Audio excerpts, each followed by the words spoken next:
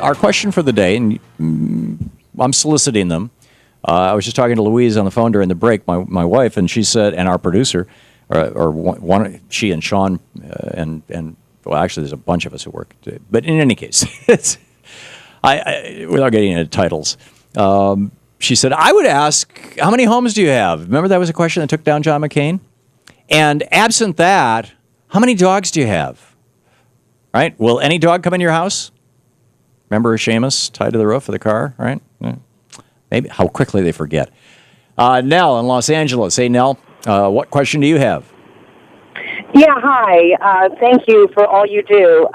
My question would be, where do they stand on what's happening in the Palestine and what the Palestinians are having to be subjected to? From what I heard from Alice Walker, it's even worse than slavery. They can't even walk on the same roads.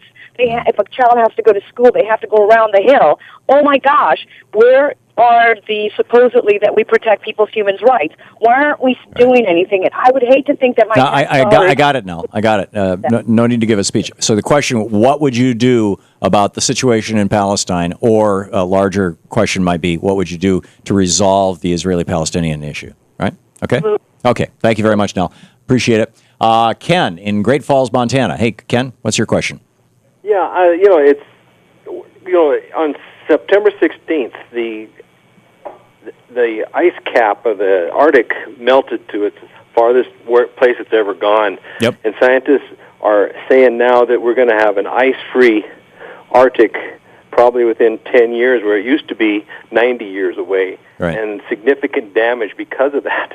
Right. It's not covered in the news. It's not covered anywhere. Right. And I'd ask these two candidates, the two people running for president, what on earth you're going to do about it? Right, and I would add to that the coral, the coral bleaching off, for example, the Great Barrier Reef off the coast of Australia is down to 16%, if my recollection is right of the story that I read yesterday. And it's coming at us like a freight train. The scientists are scared to death. Oh, yeah. We are looking at an environmental disaster that's the consequence of, too many people burning too many fossil fuels and behaving in ways that, thinking that the planet is a wastebasket. That's a great question. Thank you very much, Ken, for that. Paul in Paulsboro, Washington. Hey, Paul, got a question? Hey, Tom. Yeah, my question for Mitt Romney is, do you strive to be a god someday and rule over your own planet? And do you consider the presidency a stepping stone to becoming a god? A Mormon question. That would be an interesting one. Thank you very much. George in Chicago, you have a question? Yes, I do. Thanks for taking my call. And this is related to your book on how corporations became people, or actually more than people. This is related to trade policy.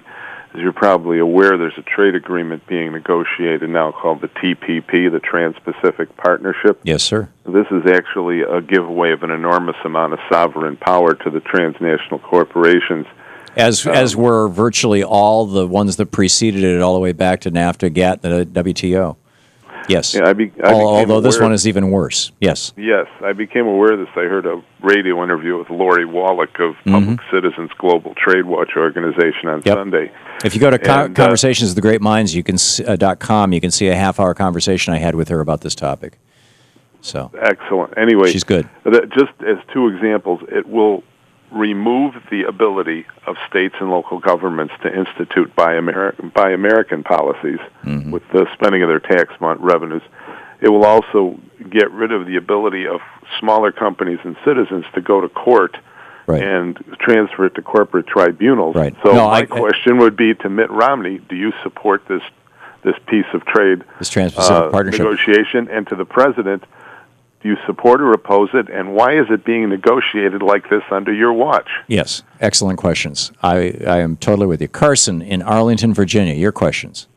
Hey, Tom, great show. Real quick question for the candidates, and that's one of the few bipartisan points I think Republicans and Democrats agree on. Just way too much money in politics, a lot of it the result of Citizens United. So what would the candidates do, if anything, to either repeal Citizens United or at least blunt the effect of it? Excellent question. Very good. Carson, thank you. Randy in Sioux City, Iowa. Hey, Randy. Question? Hi, Tom. My question has to do with the Scott Pelley interview on 60 Minutes from Mitt Romney. I would ask Mitt Romney, he specifically said that he would split Medicare into two organizations. He would have one that would have the voucher system for those who chose that, and one that would have the conventional Medicare for the citizens who chose that. Right. I would ask Mitt Romney, wouldn't he be growing government, and wouldn't he be adding to the deficit if he created a separate Medicare office? Okay, great question. And of course, we know that the reason they want to do this is to bankrupt Medicare so that they can privatize the whole thing. But excellent question. Adam in Denver, you have a question for one of the candidates. I had a question for President Obama. Mm-hmm. I wanted to know what he would do to strengthen the unions in the private sector. Mm-hmm. And, Tom, if you have any comment on that, I would love any. Well, I'd like to see Taft-Hartley repealed. Taft-Hartley in 1947 was passed through Congress. It was vetoed by President Truman. The Congress, this was during a 2-year period where Republicans controlled the Congress. The only 2-year period from the Great Depression until Newt Gingrich, until the Clinton administration, where the Republicans controlled the Congress. And Taft-Hartley took a bite out of the Wagner Act, out of the National Labor Relations Act, and made it possible to have right to work for less states, and made union busting an actual profession. And I would roll back. My answer would be I'd roll back Taft-Hartley. But Adam, I'd love to hear that asked of the candidates. I'm with you. Vicki in Portland, Oregon. Hey, Vicki, your question. Yes, there's a lot of discussion about health care and all that, and I don't see how they can even address the health care when they haven't addressed the problem of GMO and poisons in our food. Aha. Yes, and the study that just came out of France about the Monsanto products that caused Russia to say no to Monsanto products. Excellent question. Thank you, Vicki. Barbara in Bronson, Florida, you have a question. Yes, I have a jobs question for both candidates. Mm-hmm. I live near a nuclear power plant that's broken down and has been for years. I want to know why we don't start a jobs program like the WPA and the CCC camp to build solar electric generators for each and every roof in this house and install them and pay the subsidies like they pay for farmers to get these programs going and give people meaningful jobs. Excellent question. Excellent question. Germany did it. Why can't we? Barbara, thank you. Eric in is it Emporia? Oh, Emporia, Kansas. Eric? Hello? Yes. Hey, you have a question? Yes, I do. I would like to ask each candidate seriously what they think the average price of milk is per gallon. That is a variation on the George Bush scanner thing. Are you in touch with the problems that face average working families? Excellent question, Eric. Thank you. Bob in Garden City, Michigan. Your question? Hey, Tom. I have a question for Mitt Romney. Why are you refusing to release the last 10 years of your tax returns, like every candidate in recent history has done, including your own father? And the fact that you're refusing to do it, isn't that an admission on your part that you know that if the American public saw your tax returns, nobody would vote for you? Yeah, that's an excellent question. Thank you very much for that. Caroline in Santa Cruz, California. Your question?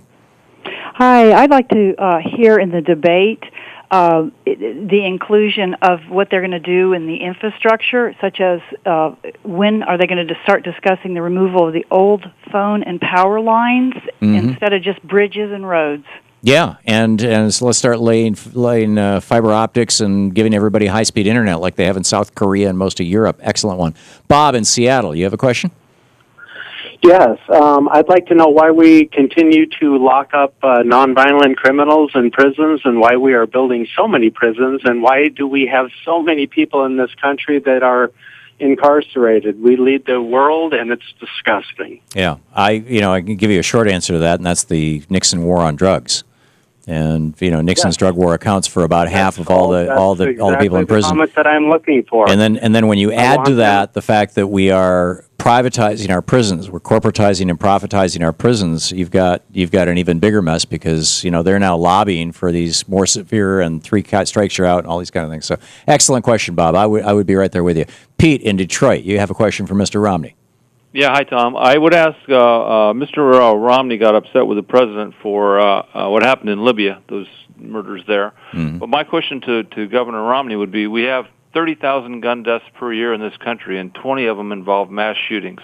And what would he do if he's so enraged about 4 deaths? What about these 30,000 deaths? Wow. And 30,000 here in the United States.